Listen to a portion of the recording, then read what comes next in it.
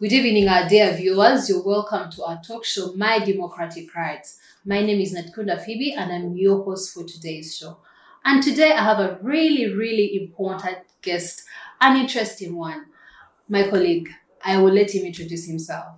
Yeah, hello. So I'm Mohazab Abdullah. I do monitoring and evaluation at Track FM International. We're a media organization that runs opinion polls on the radio that people can respond to with free SMS. They're multiple choice. They don't need to know how to read or write, and they are free of cost as well. The questions are announced in the local language, and we do this so we can get as many responses, even from deep in the village, as possible, and very quickly. And we use this methodology to ask people, Ugandan citizens, matters of public importance. And most recently, we've been doing campaigns on, let's say, teenage pregnancies, on SGBV, and now on human rights awareness in Uganda, which is something that I believe you're also working on. Yeah. Okay. So, Mr. Mohazab, I want you to tell our viewers out there, the layman out there, what is human rights from your understanding? What should they know about human rights? So human rights are just the basic protections and freedoms that every human being deserves, just because they're human from the moment they're born. You don't have to belong to a certain country or have to do certain things to get them. They can't be taken away. A good example is like the right to life or the right to food. They're the very basics you need to survive.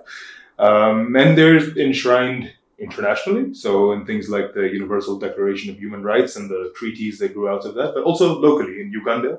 Chapter 4 of the Ugandan Constitution highlights all the human rights that citizens have and that can't really be taken away from them. That's pretty much it. Interesting.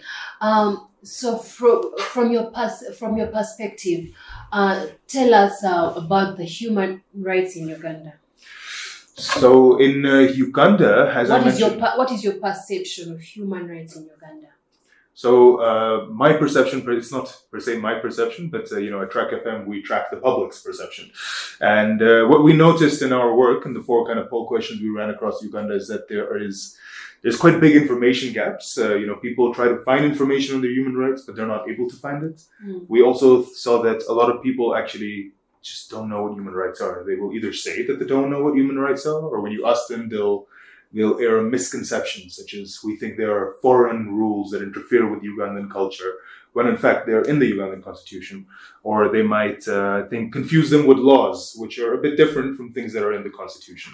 And a lot of people, for example, would rather also look at kind of cultural influences or religious guidelines rather than looking at what's in the constitution. So it seems like overall, the human rights have not been accepted universally in Uganda, or at least there's no universal understanding or knowledge around them. So from what I get from what you say is that there are a lot of misconceptions in Uganda about human rights. Okay, so on a scale of 1 to 10, how well, from your media reports, how well do you think our Ugandans know their human rights? So it's a bit of a technical answer because we have let's say 70,000, 75,000 people answered our polls, but Uganda has 50 million people, so we can't say that it's statistically representative of Uganda. But at least for the people who answered, radio listeners, especially kind of rural people who use the radio as their main source of information, there does seem to be, quite a big gap in understanding. You do not want to give that scale. I don't want to get to that. But I Okay. would say that at least kind of like a 5, because when the most simple question we asked, what are human rights to you? It was only 50% of the respondents who kind of gave us a definition that was actually completely correct. Okay, so tell us about the public opinion on human rights. Public opinion more broadly. I think one thing that's quite interesting is, of course, this kind of widespread conception that this is some foreign imposition or some foreign rules that interfere with Ugandan culture and rights. And I suppose that's part of the reason for that, of course, and we also found this in our poll results, is that many people would rather turn to, let's say, kind of cultural guidelines or religious guidelines to guide them in life, which is something that people, of course, are entitled to, but maybe the issue then there is that everyone kind of belongs to a different culture or a different religion, and those are kind of different guidelines, whereas the Constitution is sort of, at least that's the intention, made for everyone, to apply to everyone equally. And that's the notion of human rights as well, to kind of make sure that, at least on the basic level, everyone is treated the same, has the same freedoms, has the same services. I think the understanding of the value of that, of kind of some universal baseline, is not so well understood, I would say. And that leads to the misconceptions around human rights, and also the simple lack of knowledge around human rights. And those would be the two main things. One is just an actual lack of knowledge. People would even like to know more, but they cannot find out more. And the other portion of it would be kind of this, the misconceptions that arise from people thinking it's like some kind of foreign imposition that interferes with culture and religion. Okay. I don't know if that So makes sense. from what I get from your discussion, you're trying to say human rights is a really basic thing that Ugandans are trying to complicate by putting in their cultural values, their religious values. Is that right? Not per se. Not per se. I don't think it's necessarily a very basic, simple thing. I think that it's, and I also don't think that Ugandans are unnecessarily complicating it. Like, these are valid conversations, and in fact, it is kind of not the responsibility of individual citizens, the responsibility of the government that wrote this constitution and that governs on the basis of this constitution, and its agencies such as the Uganda Human Rights Commission, to educate people about their human rights, why they're important, why they should be respected, not just for yourself but for other people. And so it's I don't blame the citizens for it in Uganda or in any other country. This is a responsibility of leadership, really. Okay. So you've talked about human rights, like the Human Rights Commission. Do you think as a body they have done a very good job? Do you think they have fulfilled that which they must do to make sure that people are aware of their human rights? So the UHRC has several responsibilities. One of them is monitoring the human rights situation. We didn't really kind of take a look at that. What we did look at is their responsibility to educate the public or inform the public on their human rights. And we did find, at least among our listeners, major kind of information gaps. As I mentioned before, in one poll, only half of our respondents, and there are a lot, there were like 20,000 for this poll, didn't know what human rights are. And in another poll, we asked people, where do you get information about rights and what happens? And the most popular multiple choice answer was that I have tried to seek information on my rights and I failed.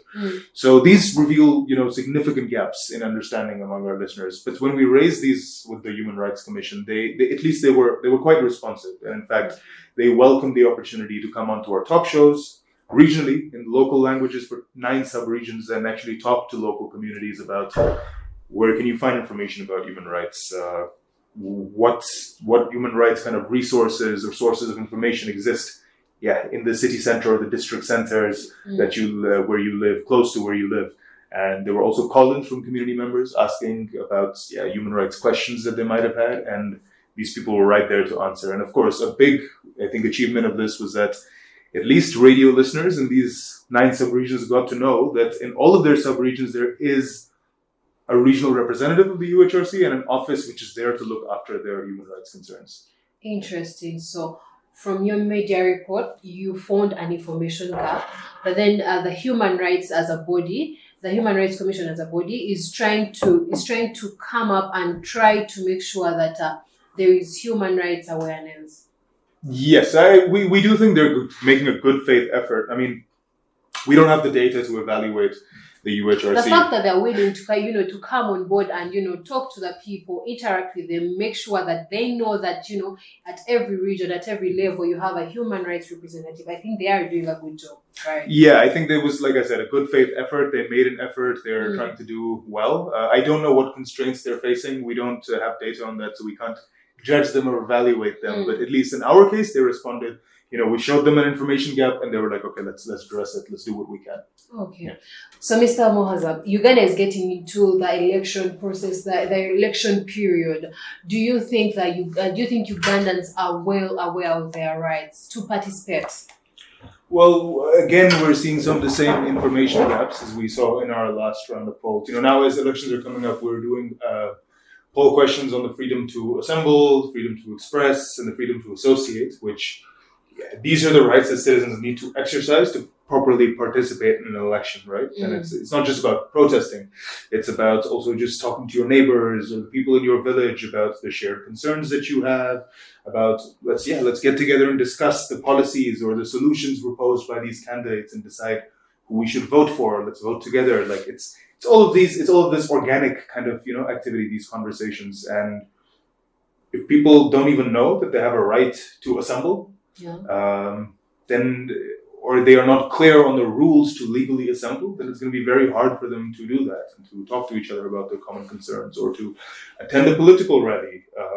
And this applies to, like, it's not a political conversation about who you're voting for. Like, this applies to voters for any political party, for any side. If people are better informed about these rights and have full information on these rights, then they are better voters, better able to participate during an election. And right now we're seeing some of those same gaps. So when we ask people, for example, what are you required to do if you want to gather to express unhappiness with your leaders? We found that the most popular response actually was that in Uganda, you are not allowed to gather and express unhappiness with leaders, which is not true. It's right there in Chapter 4 of the Ugandan Constitution. And on the other hand, there are indeed some rules that you need to follow if you want to legally and peacefully assemble. Yeah. And people are also not clear on those rules. That's another thing that we're noticing. So it's either they don't know they have the right at all, or they don't know that there are rules that you need to follow in order to correctly and peacefully exercise these rights. And so, that's going to... Oh, when you talk about the fact that people think they are not allowed to gather during the election time to rally behind their candidate or something, I think it comes back to the way that the security organ handles them. Because, for example, in Uganda, we'll see that when people gather, especially when it's a member of the opposition party, there is going to be unlawful arrest, there's going to be kidnaps and what. So maybe I think people might know that people think they are not allowed to vote because of the way it is handled, because of the unlawful arrest, like I said earlier. So I think Ugandans need to know that, yes, you are allowed to gather, yes, you are allowed to rally behind your candidate, but how you do it, just like you said, there are guidelines to it. Mm-hmm. How are you doing this? Are you attacking people? Or like, it should be something that is peaceful, you get? Yeah. Like, you have the right to do that, but how you do it. We've talked about the information gap. So has Track FM, have you as a media organization made sure that the youth out there, the citizens, are better informed about their human rights? Have you bridged this gap? Well, that's what we're all about, actually. Like, Track FM's thing, let's say, is to reach these people who might not have the most reliable internet access, might be living in remote rural areas with low population density. They can't even get to the market so easily in the rainy season, forget the district capital or the capital of the sub-region. We use radio and free SMS technology to get information to these people and also get their answers. Because, it's one thing to listen to something, it's another thing to get a question, get some options, think about that, maybe ask some other people, talk about it, and then answer that question. It's a different level of investment. Mm-hmm. So that's what we do. And of course, this time, since the beginning of 2024, our topic has been human rights. And we have been talking about, human rights awareness in general. So what people know about human rights, where do you learn about human rights? And every time we ask these questions and people answer, their answers tell us about the gaps that they have. So the people are not aware about the difference between laws and constitutional rights, for example. So then we'll have a talk show after we have collected responses for a week that tells people the difference between, let's say, constitutional rights and the law. Mm. People tell us that they are trying to seek information, but failing to do so, and that's the most popular response. Then we will invite on regional representatives of the Uganda Human Rights Commission to address local concerns, to talk about, okay, where can you go in this area to find information about human rights? Who are the kind of the government agencies or offices responsible for ensuring human rights in this area? Or just call in and I'll answer your questions about human rights. So these are some of the things we've done. But generally speaking, we see a lot of information about electoral rights, electoral events, and human rights, either online or, physical events in Kampala. And that is excludes, leaves out a huge chunk of the country. In a country like Uganda, it's according to NITA and the World Bank, only 10% of the population is internet users. So radio is, on the other hand, the most trusted and the main source of information for most Ugandans, according to Tuaweza's research in 2023. So if I was to have my opinion, I would say that radio should be used more as a means of informing people about the electoral process, as well as about their rights that they should be exercising during the electoral process. That would be my answer. So I believe Track FM is really doing a great job, because from what they are doing, I believe you are bridging that information gap. So for our viewers out there who want to listen into Track FM, are the people out there, the layman out there, people deep down in the villages, is there an opportunity for them to interact in their local languages with these people? Are they given that chance? Because the people that want to really know, and then they cannot be able to understand, comprehend the English session and all that. Mm-hmm. Do they have a chance to listen in from the people that you bring from the different regions of the Uganda Human Rights Commission? Some of them, are they able to interact in the local languages to break it down for the layman? So maybe I should have clarified this before. All our talk shows are in the local language, and we make very sure that, a big part of what we do is taking very complicated things like constitutional rights and the basis for them and breaking it down into the most simple way that even, your grandmother in the village can understand. And that's very much the point. Yeah, exactly.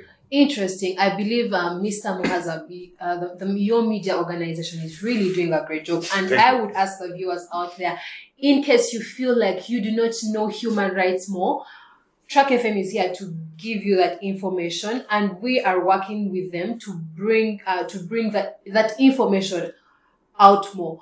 Mr. Muhaza, before we conclude our show, is there anything that you believe as an organization that is doing media reports? Do you believe what do you think our organizations could better do to make sure that the Ugandans out there, apart from working with media organizations like you, do you think there is any better way they can better engage the Ugandans to be aware of their human rights? Well, I think I'll expand on the same thing I said before a little bit, which is that this is a country in which regular, reliable internet use is quite low. And at the same time, there are other reasons why radio is such a popular mechanism. Like, it's not even just about like kind of how much money people have to spend on things. It's just even about economic structures, right? Like, a subsistence farmer cannot watch TV while in the field, in the garden, but they can listen to the radio, and they do. So until you change the subsistence structure of Uganda's economy, radio will remain a dominant media form and a dominant form of communication. Another thing is, of course, low population densities, right? Like, you have kind of like these very remote rural communities. It's difficult to travel kind of even between them. So a lot of times, even physical word, like information moving by word of mouth also moves kind of slowly sometimes in these areas. It's why radio is so popular, because you can just turn it on and get your updates immediately, even while you're in the field. So what I would say is that I know that social media sometimes is the most visible kind of content out there. There's a visibility bias there.